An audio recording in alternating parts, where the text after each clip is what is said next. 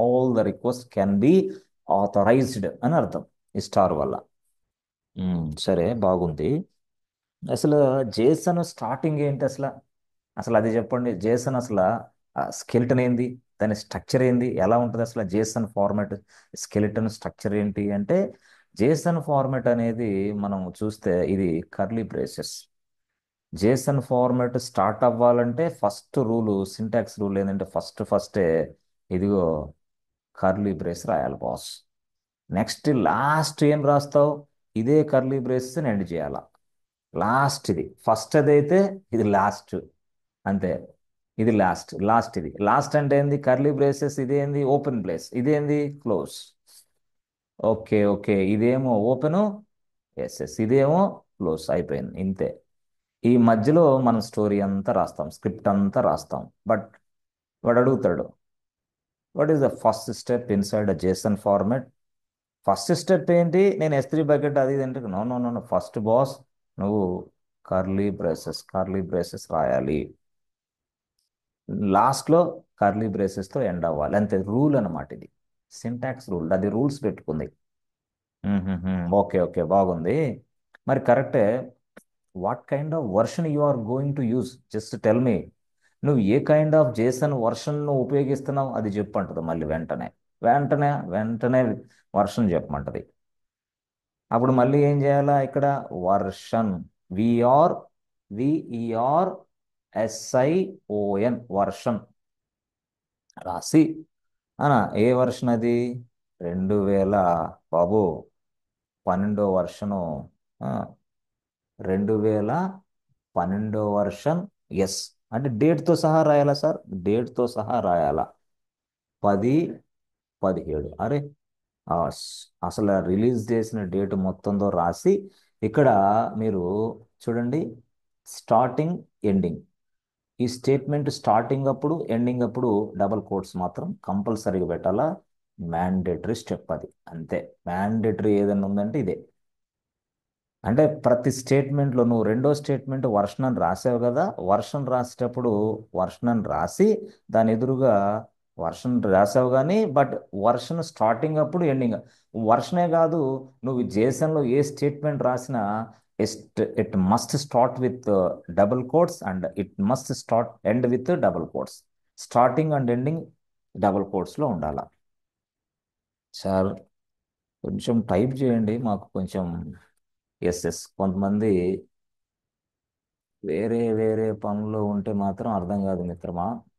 కొంచెం జాగ్రత్తగా ఉండాలి, సులువుగా అర్థమైంది. రైట్. సో అప్పుడు మనకేంటి ఇక్కడ? STA ఏదైనా statement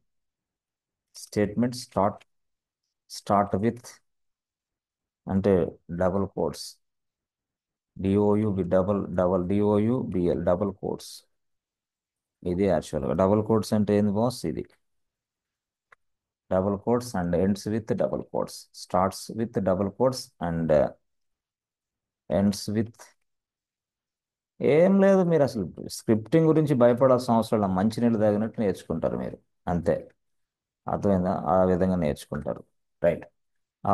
ends with double quotes, అంతే. Start and starts and ends with double quotes అంటే సరిపోతుంది కదా. ఎందుకు ఈ పని? Yes. Start and start with double quotes.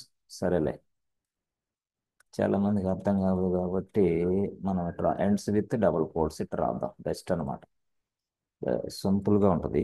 Yes అంతే.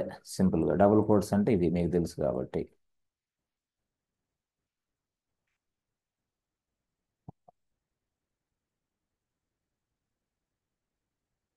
అంతే సింపుల్. ఎస్. ఓకే అయిపోయింది. సరే. ఆ, ఇది ఓకే. Okay right. సో తర్వాత అసలు యాక్చువల్గా JSON JSON script starts with JSON script starts with ఏంటిది? Curly braces. Okay, starts with curly braces and ends with curly braces. ఇది యాక్చువల్ ఎండ్స్ విత్ అంతే, కర్లీ బ్రేసెస్. దట్ మీన్స్ వాడు you must specify starting, must specify. Sir ఇది పంపిస్తారా? మీకు పంపిస్తా, తప్పకుండా పంపిస్తా. స్క్రిప్ట్ కూడా రాస్తా దీంట్లోనే. ఆ script must specify, must specify, yes, open, must specify ending, open and ending, opening and ending, curly braces, curly braces అంతే. ఈ మాదిరిగా. ఓకే, ఇప్పుడు అర్థమైంది. Yes yes. సో పని చేద్దాం. Okay okay. ఎస్ ఇది. ఇక దీన్ని మీరు అర్థం చేసుకోవాలి తర్వాత, అది విషయం. ఇది statement start with double quotes and ends with double double quotes, right. బాగుంది. ఆ, ఏదైనా స్టేట్మెంట్, ఏదైనా ఏదైనా సరే స్టేట్మెంట్ స్టార్ట్ అవ్వాలంటే డబుల్ కోట్స్ పెట్టాలా, ఎండ్ అవ్వాలంటే డబుల్ కోట్స్ పెట్టాలా. ప్రతిదానికి అంతే, ప్రతిదానికి అంతే. ఎస్, ఇక్కడ వర్షన్ ఉంది కదా. సార్ మీరు ఆ, ఇది ఇప్పుడు ఇదొక, ఇది ఒకటి చెప్పారు మీరు. దీన్ని స్టార్ట్ అవ్వాలంటే డబుల్ కోట్స్ అన్నారు, ఎండ్ అవ్వాలంటే డబుల్ కోట్స్ అన్నారు. మరి వర్షన్ అని రాశారు కదా, వర్షన్కి డబుల్ కోట్స్ ఉన్నదా ఏంటి మరి? ఎస్, దానికి కూడా ఉంది. అంటే ఏ దేనికి స్టార్ట్ అవ్వాలన్నా డబుల్ కోట్స్ అంతే. అయితే ఈ రెండిటికి సపరేషన్ అనేది మనం చూపించాలా. సపరేషన్, ఇది వర్షను, ఇది సపరేషన్, సపరేషన్ చూపించాలంటే ఎస్ ఎస్, దానికి వాడు ఏం భాష వాడాడంటే కోలన్ భాష వాడాడు. దిస్ ఇస్ వాట్ సపరేషన్ అంతే. సపరేషన్ అంటే కోలన్ భాష వాడాడు, కోలన్ అంతే సింపుల్గా. అది యాక్చువల్గా మీరు ఎప్పుడైనా సరే వర్షన్ అని మొదలు పెట్టాలంటే డబుల్ కోట్స్ రాసి మళ్ళీ డబుల్ కోట్స్ ఎండ్ చేసి ఇది కోలన్ రాసి, ఇదేంటిది colon, separation symbol, or you can say colon, colon semicolon కాదు, కోలన్ దీని పేరు, ఉత్త కోలన్. ఇదిరా అంతే, అయిపోయింది. స్టేట్మెంట్ టు ఫినిష్, ఇంతే. అంతే. సో వాడు జేసన్ భాషలో ఈ మాదిరిగా సింటాక్స్ సిద్ధం చేసుకున్నాడు, దాని ప్రకారం మనం ఫాలో అవ్వాలా. ఫస్ట్ అయితే కర్లీ బ్రేసెస్, నెక్స్ట్ అయితే వర్షన్, విఆర్ఎస్ఏవన్ అయిపోయింది. ఆ, సరే వర్షన్ తర్వాత ఏం రాయాలా, అది ఇప్పుడు యాక్చువల్గా వర్షన్ తర్వాత. అమ్మా జేసన్, నేను చాలా స్టేట్మెంట్స్ రాస్తానమ్మా అని చెప్పా. అప్పుడు జేసన్ ఏం చెప్పింది, ఎన్ని స్టేట్మెంట్లు రాస్తావు? చాలా రాస్తానమ్మా. ఓకే ఓకే, చాలా రాస్తావా, అయితే రాసుకో అంది. చాలా స్టేట్మెంట్లు రాస్తానమ్మా, రాసుకో అంది. కానీ నాయన, స్టేట్మెంట్ రాసేటప్పుడు ఖచ్చితంగా అది నువ్వు స్టేట్మెంట్ అని నాకు చెప్పి రాయంది. ఓకే ఓకే, స్టేట్మెంట్ రాసే ముందు అది స్టేట్మెంట్ అని చెప్పి రాయి. అందుకోసం వాడు చేస్తాను, వాడు ఏం చేశాడు, ఎస్టిఏ, ఎస్ అనేది ఏంది, క్యాపిటల్ ఎస్టిఏ టిఈఎంఈఎన్టి, స్టేట్మెంట్ రాశాడు. ఇక మీకు తెలిసిందే, స్టేట్మెంట్ అంటే అటు సైడ్ డబుల్ కోట్స్, ఇటు సైడ్ డబుల్ కోట్స్ అంతే. ఆ, ఇక కింద ఎన్ని ఏంది, స్టేట్మెంట్సే. కరెక్టే నాయనా, కింద ఎన్ని స్టేట్మెంట్ అని నువ్వు అంటున్నావు, కానీ నా రూల్ ఏంది, కర్లీ బ్రేసెస్ కదా. ఇది స్టేట్మెంట్ అని నేను ఎలా గుర్తించుకోవాలి? ఆహా, ఓకే ఓకే, అయితే ఓ పని చేద్దాం. అసలు ఈ స్టేట్మెంట్కి వాడు ఏం చేశాడంటే, చేస్తున్నాడు, ఇదిగో నువ్వు స్టేట్మెంట్ కానీ నువ్వు రాయాలంటే, ఇదిగో ఫస్ట్ స్క్వేర్ బ్రాకెట్ రాయాల, ఆ తర్వాత స్టేట్మెంట్స్ అన్నీ రాసుకొని మళ్ళీ ఇదిగో కర్లీ బ్రేసెస్ ఒకటి ఎండ్ చేయాలి అంతే.